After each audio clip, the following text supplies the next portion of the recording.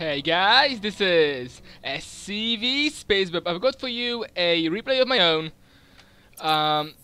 And the reason I'm making this video is to show execution of the Terran Mech. Recently, I haven't seen it on ladder at all when I've been versing Terrans as Protoss. And I'm just really wondering, why does no one ever use Terran Mech? I mean, against Protoss it's a variable strategy. It's probably better to use it against TOS than Zergs, and I see it against myself as a Zerg a lot more often. So I decided that I'm gonna show you my execution of the Terran Mech. It is by no means perfect. I am not, Grandmasters or anything like that. I tend to get supply blocked and stuff, so that's kind of effective. But I think the general principle is there, and I will also say what I should have done when I haven't done it. So it's kind of an analysis of Terran Mech against Protoss. It is on one of the new maps, which to be honest, I don't know what it's called, but it's a pretty freaky map. It's I mean, theoretically, I think you're meant to go like all the way around, but there's like some ramps. I mean, they're not really ramps because you got like these huge destructible rocks you can destroy, but you can't just like go off right through the middle as everybody does. I guess you can see with the scout, you got a pretty open natural. You can grab it easily, but there is a what do you call it? Choke quiche? It's just choke, not really a big, not really a small one. It's not like a choke like this one. That you can just put one force. So this will require about 3 force fields for a Protoss to choke off. Well, that's it basically. So this is pretty easily defendable. The third, you can get to third from here, and of course from here. So the third is pretty open. The fourth is just a disaster because you can get it from 3 ways as well, and you can choose, of course, to get here, which I think this is not usually the fourth, which is here. So that's basically the map. You also have like some hidden expos here, which no one ever grabs, unless you like split them up in half, and then you can have one player has his side. I think it's symmetrical though, so it doesn't actually matter which one you take. I'm gonna just explain, because it's very important. This gas I've grabbed at 14. You can't really afford to grab it later, but you also don't want to skip SCV. So you grab that gas at about 14, or rather at 14, and you automatically put 3 people in the gas. Never take them off. You really need the gas. You basically open up with cloaked Banshees, and then just keep making the Banshees and work from that into Thors and Helions, and late, about when you take your third, this is where you add siege tanks. As your factory drops down, you're gonna drop your second gas, guys, so this should be at about 18-19 supply, because you will make 4 Marines, well, 4 Marines generally. Actually, only you have 1 right now. As you can see, I only have 1 Marine. I am gonna make a bunker at the front. You should probably put it a bit further up than I did. If you put it here, then any probes that will go through will not scout that the base is not there. You do have the expansion a bit late, but you do make 4 Marines, and that's basically it. Early game, you don't really make any more Marines until you hit about 10 minutes mark. If I'm correct, I might not be right. I'm rather my SCV. have been scouting my opponent. I did see that he's gonna go for the whoops. I did scout that he has this gas. I actually haven't scouted second gas, which I'm surprised. I forgot I had. But you do see double gateway. He does not have his own expansion on the way either, and his warp gate research is coming in. This build can be prone to something like a crazy 3-gate robo pressure, although you will have cloaked Banshees and probably a Thor before he can get in your face. We now see my opponent is actually going to be sending out a probe to be trying to scout what am I doing, but he's not going to live long just because of this bunker. If it was a bit further up, he wouldn't actually be able to get this far and see that there is no base, which I think this probe can just about see to here. So I think he could possibly just about see the base if it was there. As you can see, I've got my 4 Marines, so this barracks is not going to be working anymore. The reason I like this build really much is because all of the buildings you make at the start, which is the barracks, factory, and the starport, will be working throughout basically the whole game. They will be doing something. It's not one of those builds where you can just like make barracks and yeah, you made it to have the factory, but it's not working. The barracks will be operational and if it's not to make the Marines, it will be to make these add-ons and also Ghost late game. I am straight away getting the Cloak and the Banshee, queuing up another Banshee as well, so I know how much gas I got and how much I can work with. The moment you finish your second Banshee, you should have a factory with a tech lab, and you also should have started your armory, which I should be doing right now. I'm not sure why I'm not pressing the VA button. I should be building. That's because I don't have the minerals actually. As you can see, I do not quite have the minerals to build the armor just here, but it does make itself up pretty nice. As you can see, I do have just about enough for an army right now, and I am gonna drop it pretty much on the spot, about 40 minerals too late, which I don't think it's too bad for a player of my skill. Like I said, I'm no Grandmasters, so this is basically the bunker of the Marines. This will prevent some kind of two Stalkers pressure kind of thing. If you was go to just like go all out, you would probably be screwed. This build can be prone to early attacks, as I said before. But as the cloak gets there, and also the second Banshee, you want to probably attack with two Banshees, just because that's how many you can get to before the cloak finishes, or rather very close to how cloak finishes. Now I got two Banshees. I'm gonna move them out straight away. Surprisingly, what could become surprising to see that I'm making a Raven. Well, before you make your first Thor, you should make a Raven, because the Raven will allow you to destroy any of those pesky observers. Of course, Protoss does not have scans, so once the observer dies, they cannot detect your Banshees, which will do crazy amount of damage to their army. And so he does actually have a observer queued up to see my entire base. It does unfortunately go right over my bunker, where the Raven is gonna be spawning, so it's not gonna be a long life of an observer. Now this is something I'm surprised at. This is not what you will usually see from a Protoss player. You will not see a second observer so fast and rallied to their first middle line, to their main. So you don't normally see this. This did a bit pop me up. I did actually lose a Banshee over it, which, while you want to do that, it's very important that if you can keep those two Banshees alive, they will do an amazing job at keeping your opponent from moving out. I'm gonna just open up the unit skill tab if I can find it. It's been so long since I cast it, I can't remember, but it is on. So as you can see, I'm now just picking away, taking out as many probes as I can. I right now killed 6. I actually scanned to see if there is observer. I didn't know that observer was actually on the other side. So as you can see, I did lose the Banshee. They completely did not expect that observer, as I should have. Now I'm gonna be moving to the natural, harass natural river. This Banshee does have 2 kills. You will be able to pick up a few more of those probes before having to retreat, because the observer is pretty slow. So as you can see, she did go from 2 to 7 kills, 5 kills at the natural, 11 workers killed overall. Going to income tab, it is actually 37 to 38 because my macro was not the best. But if you were a high diamond, massive player where you don't miss the SCVs as I do, or get supply block like a boss, because this is basically my only line of defense, then my second Thor, and I did get supply block at 62, which you obviously shouldn't be looking to get supply blocked. Very important thing about this build is this armory has to work for the whole game if it's to be successful. So you normally want to go for the plating first, just because zealots have double attack, and if you have if you have armor, then you can just, with every attack, you get rid of 2 additional attack damages, which means your Thors just get so beefy. They just never die. And so Thor is here.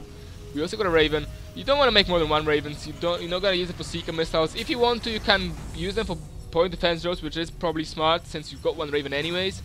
Point defense drones do stop Stalker shots. I think they also stop sentries. I'm not sure about that. It's only missile kind of attacks, and sentries, of course, some kind of freaky tickly thing.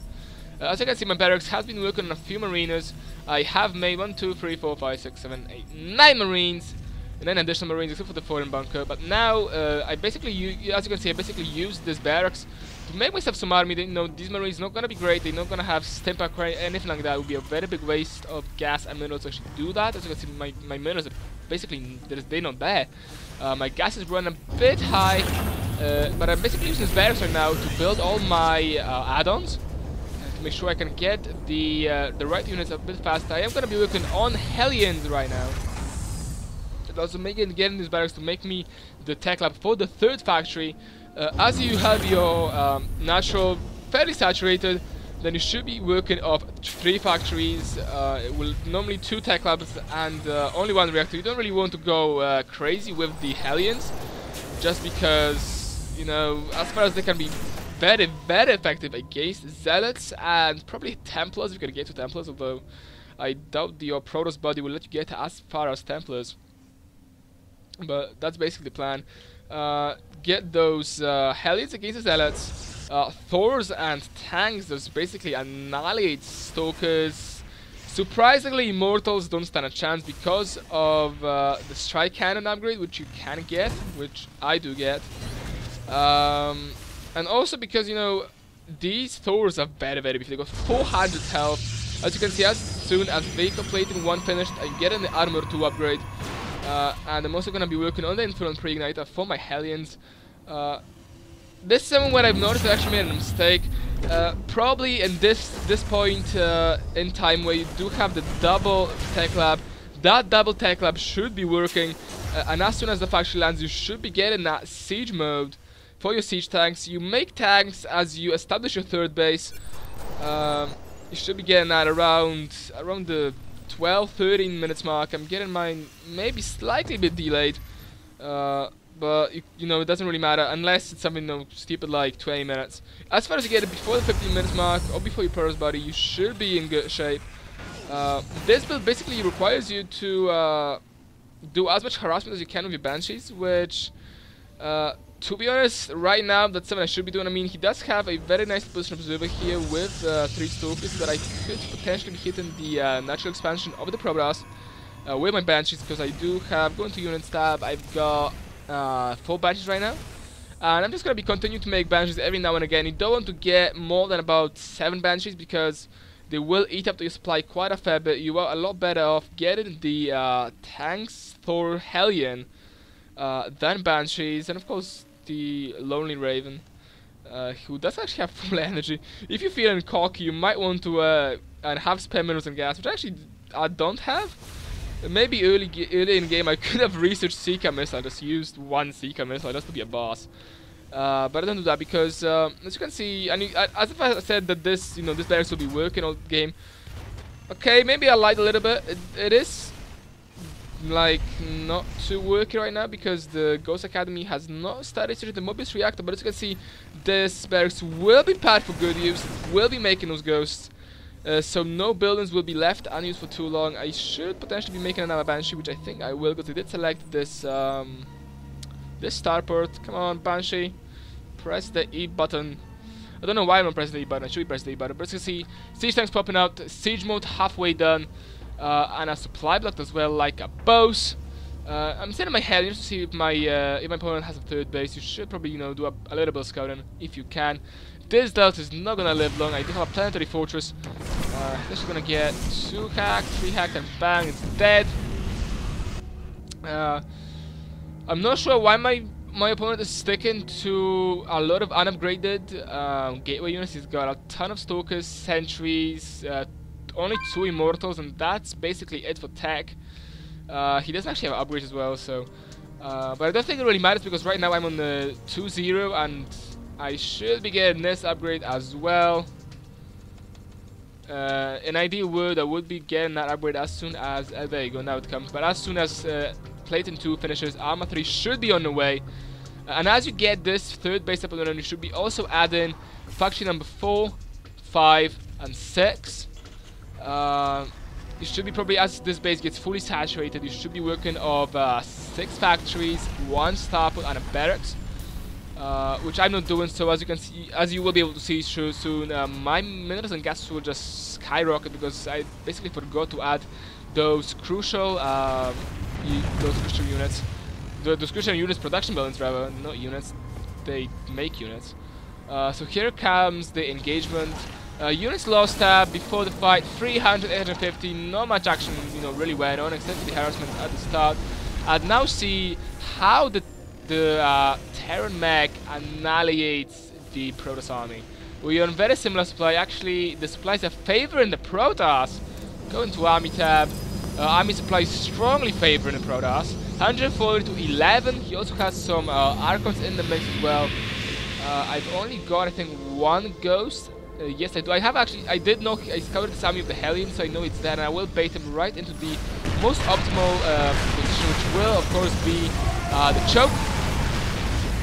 I'm just gonna dance up and down a little bit. Those Helions actually do a lot of damage to those Zealots. So now I'm just gonna fall back, retreat onto the choke, and just make my stack and just see Marines at the front. I don't really care if they die. They're not part of my build, and they made it because I could, but I didn't really have to. As you can see, there was an EMP coming on that one Archon and the Zealot at the front, so they evaporate faster than they usually would. I'm not using my strike cannon because the Immortals are basically dead anyways, and well, that's basically it. Here comes, now the Protoss army is in full retreat, and let's see the units lost tab. It was 150 to 850, and now it's 7.2k to 3.3k in favor of me. I lost a lot less units than my opponent. I am now re-macro, and as you can see, I did say my money will skyrocket because I have forgot to add the 3 factories, which I'll be doing after this one middle patch is gone. I do use cloak to snipe 1 or 2 Raiders. Because I got the Raven, I know there is no Observer nearby to actually scout this. He does have Storm finish. I'm not sure why you use Storm against Thors. I think it takes something like 1, 2, 3, 4, about 9 or 10 Storms to kill a Thor. So Thors are rather inefficient. Storms are rather inefficient to kill Thors. You better be off with feedback, because feedback can bring the Thor health to basically half. I am gonna be retreating to the high ground in the middle, and around now I realize, wait, you know what? I think I'm running out. I think I'm running out of my main base, and I also don't have those structures that I need. I have a friend of mine. This is, by the way, my awesome Smurf Pietro. So I'm gonna just reply to him. Oh god, I screwed that up. Stop disappearing on me, biatch. Right. So what should I say? He's asking what's up. Let's say hi to all watching. So let's see what we're gonna say to that. I am now transferring all my SCVs. You should put also something I don't do is, of course, getting this command center. Something I haven't done. You should get this command center, of course, a lot earlier, as you see that your main is running out. So we'll see. I am now making ghosts and mass, getting those Thors, siege tank, Helions. Those 3 factories are about to finish, so my money will go down. I should be starting my vehicle weapons 1 about now or not. That failed. No, that failed epically. Come on. I did say that. In an ideal world, you should be making sure this armory always works. You could potentially actually add second armory when you saturate your 3rd base, and work on double upgrades. But by that time, you should have the 3 armor finished, so we can only work of 1 upgrade anyway. Not sure why I'm getting the nuke. It's just because I can. I noticed I got a lot of money, so I might as well spend it. Of course, all the additional factories that you add are gonna be tech lab factories. You do not need to make Helions in 20s. Make Helions in 2s is good. So you're just gonna be then making Thors and siege tanks out of those. Of course, I am basically full on supply. I didn't basically max up. Oh, I can't even spell forever alone. I suck so hard. Anyways, you want to get, by the way, the 4th base, really important. Get those guys ASAP, because your main will be running out. I think I've got 280 and 460, which is basically nothing there. In the natural, I've got about 1k, and yeah. A good thing to do is to do some Helion harassments, which you can do if you have Helions and a lot of money. You can run those Helions into the 3rd, this main 3rd, whatever you can get, natural 4th, 7th, whatever. If you can get your Helions in there, do that. You can make them in 2s anyway. As you can see, if you can get to this point where you have those siege tanks, if you can get to the point of the first engagement, it's about the 30 minutes mark. you will be able to... I'm actually going to go back to that at the end, because that's going to kill my thought. So, as you can see, now I'm moving out. I'm basically going in for the kill of the third and fall back. It's not the kind of build. I mean, I could just go for the kill. I mean, he's not getting Colossus. But I was expecting to have a lot bigger damage. I wanted to hit that third as hard as I could, or force an engagement, because I know I'm ahead on bases. So, as you can see, here comes the fight. I'm sieging my tanks. And the Heaters fight should potentially be right now dropping down that point defense room. Banshee's Scorching Fire, I think comes for defense room. Banshee's Scorching Fire on the Colossus. Some good EMPs basically prevent most of the Templars from doing anything. He only had 2 Storm Templars to actually get those going. So that's basically it. He is trying to make some Zealots, but that's not going to do a lot of damage against Thors with +3 armor. And also I have those Siege Tanks in the low ground and Banshees. We have some more feedback coming off. I have decided to cast off my nuke as well, and as you can see, my whole army is pretty badly damaged, so that's the reason I should fall back. It's because I am pretty damaged and the nuke should be able to take out that Nexus anyways. So that's the reason I should fall back. I mean, do some nasty QQ. I hope you get AIDS. I don't have AIDS, unfortunately. I'm sorry. But if I get, I'm sure to let you know, Lucky Ace. Who's not really that lucky. So, yeah, guys, that's basically the general build. So I'm just gonna go through it in basically in a nutshell. So, in about 6 minutes, is this about 6 minutes?